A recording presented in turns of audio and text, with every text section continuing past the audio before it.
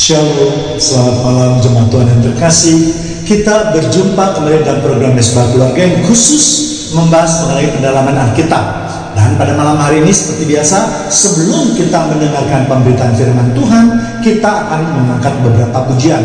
Untuk itu, saya ajak jemaat Tuhan yang terkasih untuk bangkit berdiri. Kita ajak seluruh keluarga kita untuk memuji dan memuliakan namanya. Kita angkat satu pujian, Gunung Kudus-Mu. Terima kasih Tuhan. Kalau sampai malam-malam hari ini kami masih terus diberi kesempatan untuk beribadah, untuk mendekatkan diri kami kepada Engkau Tuhan. Biarlah keselamatan yang berasal daripada-Mu menghampiri kami Tuhan. Bawaku ke Gunung Kudus-Mu, di tempat kediaman-Mu.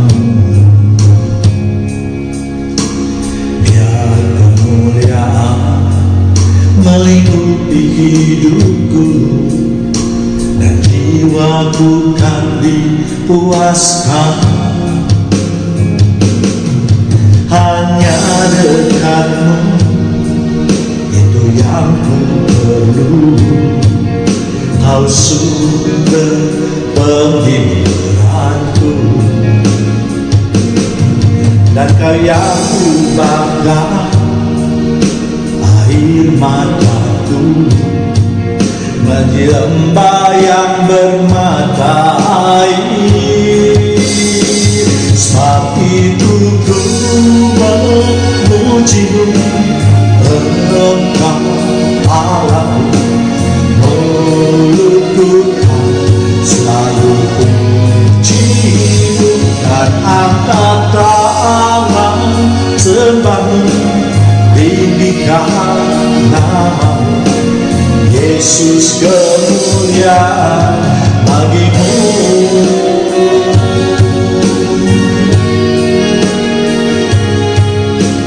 Benar Tuhan, Kau yang mengubah air mata kami menjadi lembah bagi kemuliaan nama-Mu. Bawaku Kudus-Mu, di tempat kediaman-Mu. Biar kemuliaan melingkupi hidupku dan jiwaku kan dipuaskan.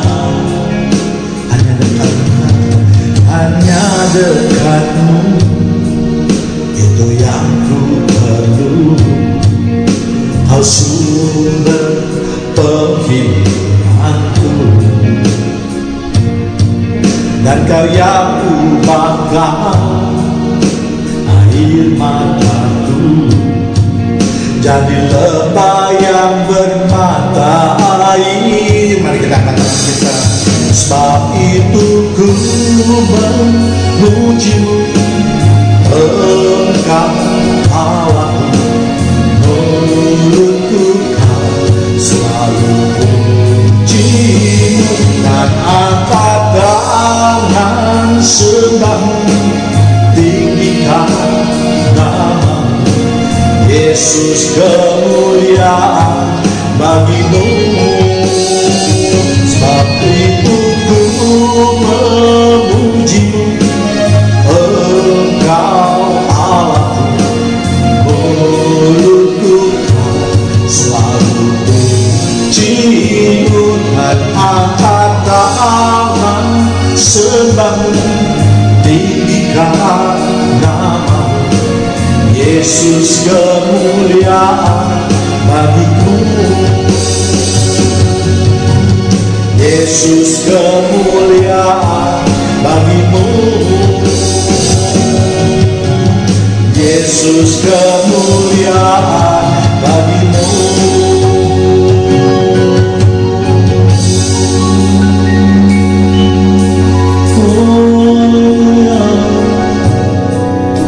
Haleluya.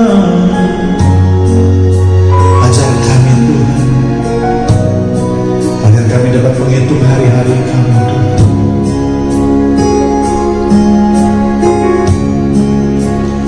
Ajar kami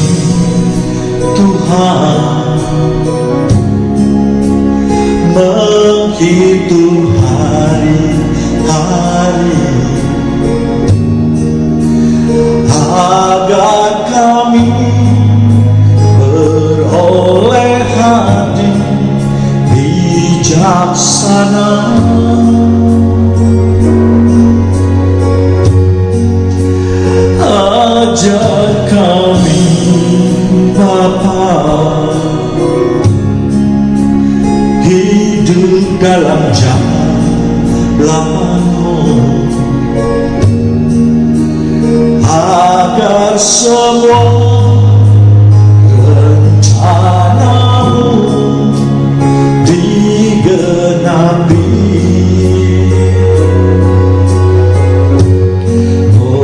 Mulialah namamu Tuhan, dan ajar jalanmu. Pimpin kami di setiap waktu.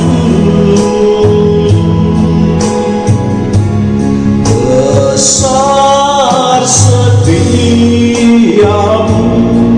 Tuhan, agunglah karyamu. Yesus, kami bersyukur padamu.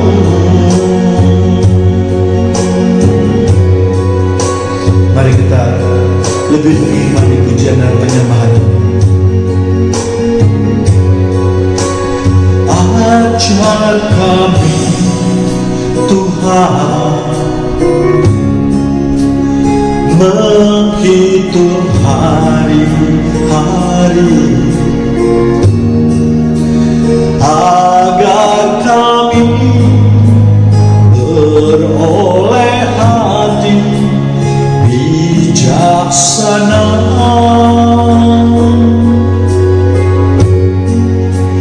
Ajar kami Bapa hidup dalam jalan, hidup dalam jalan-Mu, agar semua rencana-Mu digenapi. Mari kita angkat suara hatinya. Mulialah namamu Tuhan, dan ajar jalan, dan ajar jalanmu. Pimpin kami Tuhan, pimpin kami di setiap waktu. Besar setiamu Tuhan, besar setiamu Tuhan, agunglah karyamu. Yesus, kami bersyukur padamu.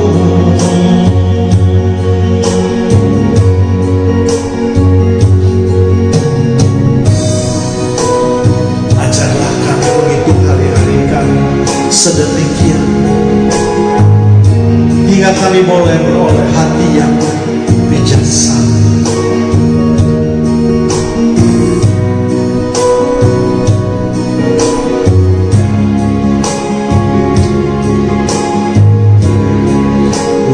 Mulialah namamu Tuhan, dan ajar jalanmu. Pimpin kami di setiap waktu. Besar setiamu Tuhan, agunglah karyamu. Yesus, Yesus, kami bersyukur padamu. Yesus, kami bersyukur padamu. Sekali lagi kita mau katakan, Yesus, kami bersyukur padamu. Shalom, selamat malam jemaat yang terkasih. Kita berjumpa kembali dalam program Mesbah Keluarga yang khusus membahas mengenai pendalaman Alkitab. Dan pada malam hari ini kita sama-sama akan belajar suatu topik yang saya beri judul, mana yang benar, Laut Merah atau Laut Teberau. Namun seperti biasa kita akan berdoa terlebih dahulu. Terima kasih Tuhan atas penjagaan Tuhan sepanjang hari ini dan sepanjang hidup kami. Juga penyertaan Tuhan di dalam perjalanan hidup kami, di dalam pekerjaan kami atau aktivitas kami Tuhan. Malam ini kami mau datang ke hadirat Tuhan dan mendengarkan sebagian daripada kebenaran firman Tuhan. Urapi kami yang mendengarkan firman Tuhan dan beri kami hikmat agar kami dapat mengenal akan Engkau. Di dalam nama Tuhan Yesus kami sudah berdoa dan mengucapkan syukur. Amin. Cerita mengenai Laut Merah atau Laut Teberau ini memang sudah menjadi bagian cerita dari Musa yang memimpin bangsa Israel keluar dari Mesir. Cerita Musa ini dapat kita baca di kitab Keluaran mulai dari pasal 14 yaitu ayat 15 sampai 31 ya.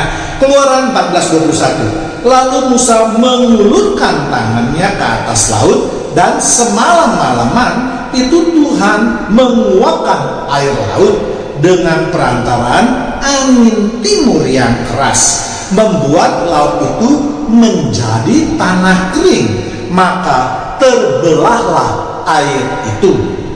Jadi Alkitab mencatat bahwa Laut Teberau itu terbelah bukan peristiwa beberapa detik atau beberapa menit. Misalnya ketika Musa mengangkat tongkatnya atau mengangkat tangkatnya, lalu seketika itu juga laut menjadi terbelah menjadi dua seperti yang kita lihat di film-film. Tetapi Alkitab menyatakan bahwa kejadian itu berlangsung semalaman, di mana air laut tersebut terbelah, dan yang membuat laut terbelah itu adalah angin timur yang keras. Atau dengan kata lain, mukjizat itu juga dapat diterima berdasarkan ilmu sains atau pengetahuan. Karena sekarang ini banyak juga penyerang agama Kristen. Bahkan beberapa orang Kristen juga menyatakan bahwa peristiwa tersebut seolah-olah sebagai dongeng belaka atau kejadian ya hayalan belaka ya. Namun saya mau membuktikan bahwa Alkitab ternyata tidak hanya mencatat satu orang yang dapat membelah air ya, atau dengan kata lain menghentikan aliran air tersebut. Tetapi ada tokoh lain juga dalam peristiwa yang sama, yaitu Yosua dan Nabi Elia. Yosua ketika hendak memasuki tanah perjanjian juga pernah menghentikan air sungai Yordan. Walaupun skala peristiwa yang dilakukan Yosua dan Musa adalah berbeda ya, namun pada hakikatnya kedua peristiwa tersebut adalah sama, yaitu menghentikan atau membelah aliran air, di mana air menjadi terputus dua ya, lalu tempat tersebut menjadi tanah yang kering atau daratan. Yosua 3 ayat 13. Segera sesudah kaki para imam mengangkat tabut Tuhan, Tuhan semesta alam berhenti dalam air sungai Yordan, maka air sungai itu akan terputus. Air yang turun dari hulu akan berhenti mengalir menjadi bendungan ya. Jadi memang tidak Yosua yang membuat air itu terhenti, tetapi karena para imam yang menggotong baik tersebut, tetapi atas perintah Yosua ya. Yosua mendapatkan firman Tuhan ya. Untuk lebih lengkapnya jemaat Tuhan yang terkasih dapat membacanya di Yosua 3 ayat 13 sampai 17 ya. Sedangkan untuk mukjizat yang dibuat oleh Nabi Elia itu tercatat di 2 Raja 2 ayat 8. Lalu Elia mengambil jubahnya, digulungnya, dipukulkannya ke atas air itu, maka terbagilah air itu ke sebelah sini dan ke sebelah sana, sehingga menyeberanglah keduanya dengan berjalan di tanah yang kering. Jadi ada 3 tokoh yang tercatat dalam Alkitab atau dalam peristiwa Alkitab yang melakukan pembelahan air atau pemutusan aliran air. Memang mukjizat Musa adalah yang terbesar, tetapi yang saya mau katakan di sini adalah bahwa mukjizat Tuhan itu bukan dilihat dari besar atau kecilnya mukjizat itu dinyatakan, sebab Tuhan tidak perlu lagi menyatakan kuasanya dengan sia-sia, sebab dialah yang berkuasa atas seluruh ciptaannya, yaitu alam semesta ini. Ya, kembali lagi kita pada peristiwa Musa yang membelah laut Teberau, ya. Dan secara singkat seperti kita ketahui bahwa setelah Allah menulahi bangsa Mesir sebanyak 10 kali, akhirnya Firaun menyerah dengan melepaskan bangsa Israel untuk keluar dari Mesir. Dan Musa yang ditunjuk Allah sebagai pemimpin bangsa Israel berangkat menuju ke Gunung Sinai untuk beribadah. Namun setelah bangsa Israel meninggalkan Mesir, Firaun rupanya tetap tidak mau melepaskan bangsa Israel sebagai budaknya. Dan akhirnya dengan kekuatan penuh, Firaun bahkan memimpin pasukannya sendiri untuk menghabisi bangsa Israel. Bangsa Israel yang dituntun Allah tidak mengambil jalan utara yang merupakan jalan terdekat, tetapi Allah menuntun bangsa Israel melalui jalan agak ke selatan karena di utara ada bangsa Filistin, dan Allah takut kalau bangsa Israel akan kalah atau merasa takut untuk berperang, ya, karena mereka baru saja keluar dari bangsa yang menjajah mereka, itu bangsa Mesir. Mengenai mukjizat Musa membelah laut Teberau sekarang mulai juga dipertanyakan oleh beberapa orang, seperti yang sudah saya katakan tadi, ya. Apakah benar Musa itu membelah air? Bagi kita yang mengimani kitab Injil yang merupakan firman Tuhan, tentu tidak ada sedikit pun keraguan. Tuhan yang kita sembah adalah Tuhan yang sangat berkuasa, ya. Alkitab tidak hanya menceritakan kejadian pembelahan laut tersebut, tetapi Alkitab juga mencatat seluruh kejadian-kejadiannya, ya, yang berhubungan dengan pembelahan laut tersebut, ya. Bahkan dari bukti arkeologi pun dapat dibuktikan, ya. Misalnya mereka menemukan sisa-sisa peralatan ataupun tulang-tulang pasukan Firaun yang semuanya ada di dasar laut Teberau. Keluaran 15 ayat 4, ya. Kereta Firaun dan pasukannya dibuangnya ke dalam laut. Para perwiranya yang pilihannya dibenamkan ke dalam laut Teberau. Maaf. Ataupun nyanyian bangsa Israel setelah kejadian tersebut yang sampai hari ini masih menjadi bagian syair nyanyian bangsa Israel. Dan hal ini dapat kita baca di kitab Keluaran 15 dari ayat 1 sampai 21. Dan juga Alkitab mencatat peristiwa tersebut diketahui oleh bangsa-bangsa di sekitar laut Teberau tersebut. Misalnya bangsa Edom, bangsa Moab, dan bangsa Kanaan lainnya, ya. Keluaran 15 ayat 15. Pada waktu itu gemparlah para kepala kaum di Edom, kedahsyatan menghinggapi orang-orang berkuasa di Moab, semua penduduk tanah Kanaan gemetar, ya. Demikian juga dengan penemuan di dasar laut yang sudah tadi saya katakan, ya. Banyak sekali ditemukan peralatan perang, pedang, tameng, juga pedati perang yang dipakai oleh orang-orang Mesir dan sebagainya. Jadi jelas peristiwa tersebut bukanlah isapan jempol belaka. Kita kembali lagi pada perjalanan bangsa Israel, ya. Akhirnya bangsa Israel itu mengambil jalan agak ke selatan, yaitu ke Sukot, yaitu di Migdol dan Pi Hahirot, ya. Karena daerah itulah merupakan daerah yang lautnya tidak terlalu dalam dan juga tidak terlalu lebar, ya. Dan pada lokasi itulah sekarang akhirnya dibuat terusan Suez, yaitu terusan yang menghubungkan Laut Merah dengan Laut Mediterania. Keluaran 14 ayat 2, katakanlah kepada bangsa Israel supaya mereka balik kembali dan berkemah di depan Pi Hahirot antara Migdol dan laut, tepat di depan Baal Sehon, berkemahlah kamu di tepi laut. Memang di Alkitab ditulis dengan laut berau, namun kalau kita melihat peta zaman sekarang, maka yang dimaksud dengan laut berau adalah laut merah tersebut, ya. Yang menjadi pertanyaan sekarang, mengapa disebut laut merah? Apakah lautnya akan berwarna merah karena darah pasukan Mesir yang mati pada waktu itu, ya, sehingga disebut laut merah, atau ada faktor lainnya? Dan apa hubungannya dengan sebutan laut teberau di dalam Alkitab?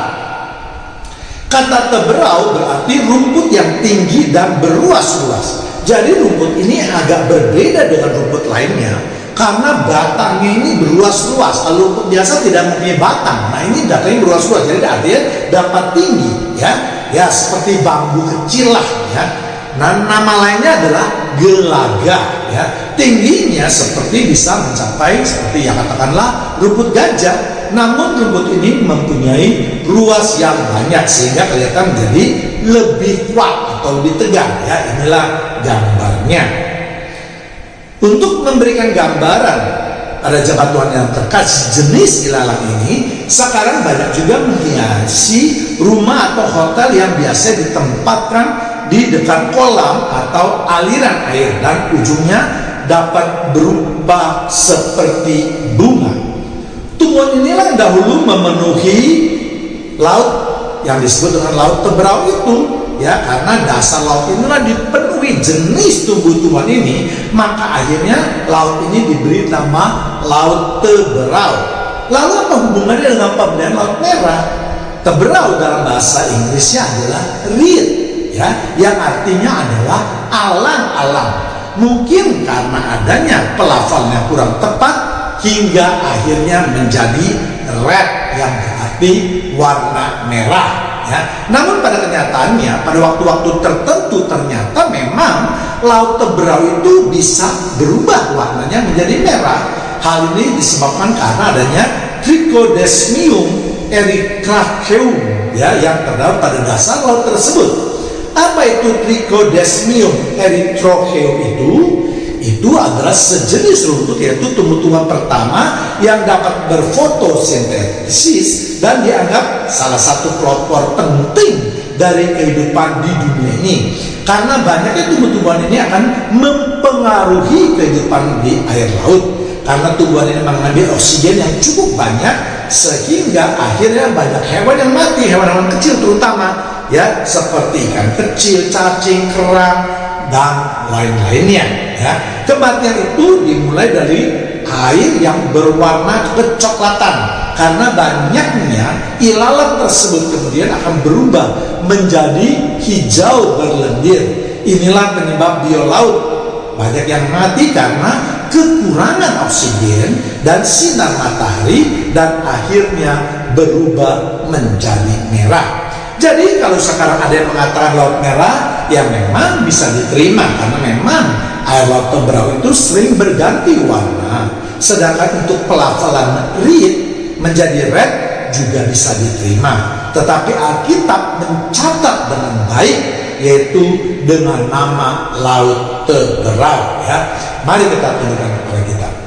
Terima kasih Tuhan kalau pada malam hari ini kami masih terus diberi kesempatan memperdalam pengetahuan akan firman-Mu, dan biarlah kami terus diberi hikmat supaya kami lebih mengenal akan Engkau lebih dalam lagi. Dalam nama Tuhan Yesus kami sudah berdoa dan mengucapkan syukur. Haleluya. Amin. Kita baru saja mendengarkan sebagian daripada kebenaran firman Tuhan. Kini saatnya jemaat Tuhan yang terkasih, kita ingin memuji dan memuliakan nama lagi, ya. Untuk itu saya undang, mari kita siapkan hati kita angkat satu pujian dengan segenap hati. Terima kasih Tuhan, Kau selalu Allah Bapa kami yang baik Tuhan, yang selalu mendampingi hidup kami Tuhan. Itu Kamu mau menyembah Kau dengan segenap hati kami Tuhan.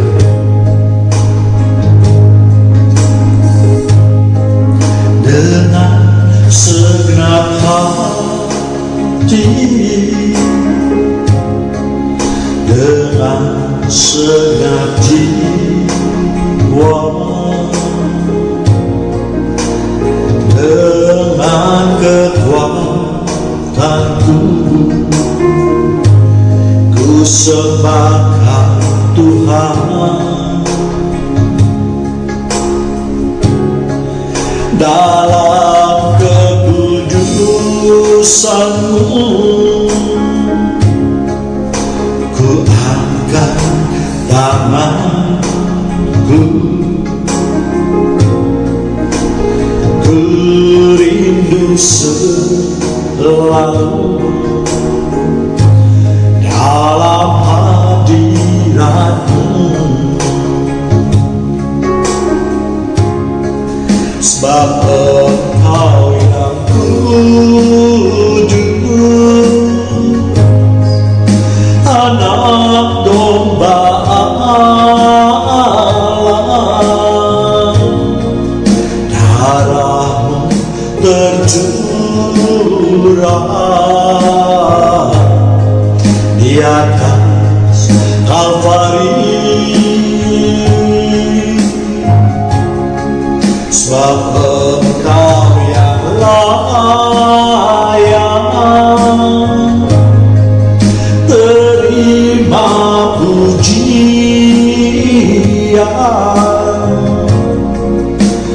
hormat dan kuasa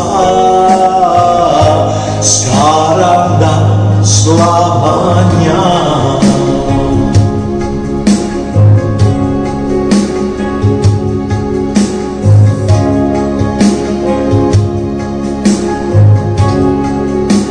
Dalam kekudusan-Mu kami mengangkat tangan, angkat tanganku, kami rindu Tuhan, ku rindu selalu dalam hadirat-Mu. Sebab Engkau yang kudus, sebab Engkau yang kudus, Anak domba Allah, darah-Mu tercurah di atas Kalvari. Sebab Engkau yang layak, sebab Engkau yang layak terima pujian, terima pujian,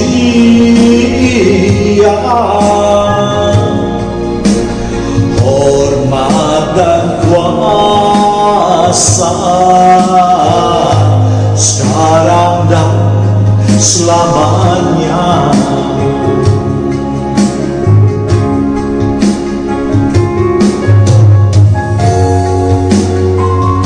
Dia telah masuk satu kali untuk selama-lamanya ke dalam tempat yang kudus, bukan dengan membawa darah domba jantan dan darah ratu lembu, tetapi dengan membawa darahnya sendiri. Dan dengan itu Ia telah mendapatkan kelepasan yang kekal. Sebab Engkau yang kudus, Anak domba Allah, darah-Mu tercurah di atas Kalvari. Sebab Engkau yang layak Tuhan, sebab Engkau yang layak terima puji, terima pujian,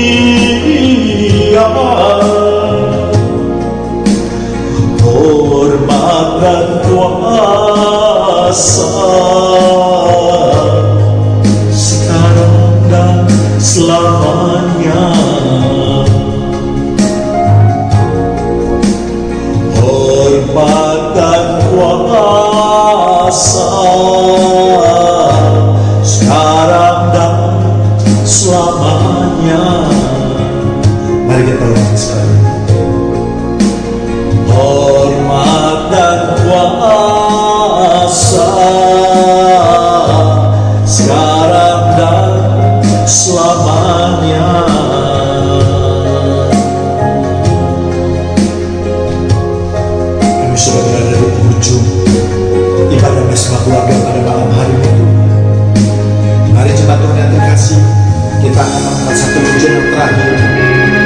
kasih Allah itu sungguh telah terbukti. Kami tidak pernah menyaksikan kuasa-Mu. Kasih Allah-Mu sungguh telah terbukti ketika Dia serahkan anaknya. Kasih Allah mau berkorban bagi kau dan aku. Ada kasih seperti kasih-Nya. Bersyukur, bersyukur, bersyukurlah, bersyukur karena kasih setia-Mu. Ku sembah, ku sembah, ku sembah dan ku sembah selama hidupku. Ku sembah Kau Tuhan.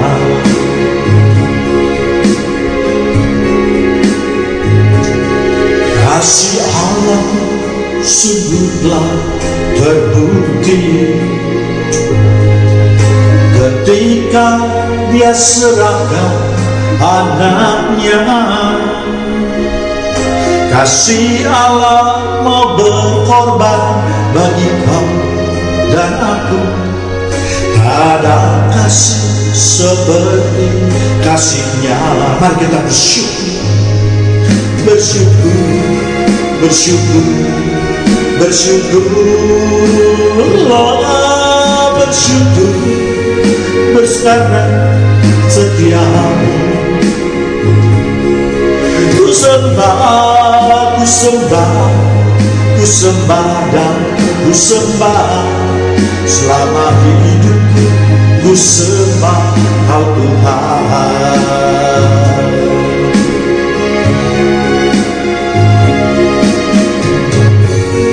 Karena begitu besar kasih Allah ke dunia, sehingga Ia menganugerahkan Anak yang tunggal supaya setiap orang yang percaya kepada-Nya tidak binasa, melainkan beroleh hidup yang kekal.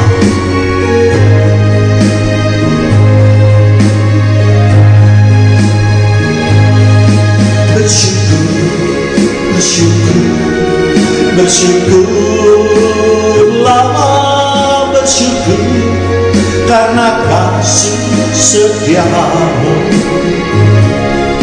Ku sembah, ku sembah, ku sembah dan ku sembah selama hidupku. Ku sembah Kau Tuhan. Bersyukur, bersyukur, bersyukurlah, bersyukur karena kasih setia-Mu. Ku sembah, ku sembah, ku sembah dan ku sembah selama hidupku. Ku sembah Kau Tuhan. Selama hidupku ku sembah Kau Tuhan. Selama hidupku ku sembah Kau Tuhan.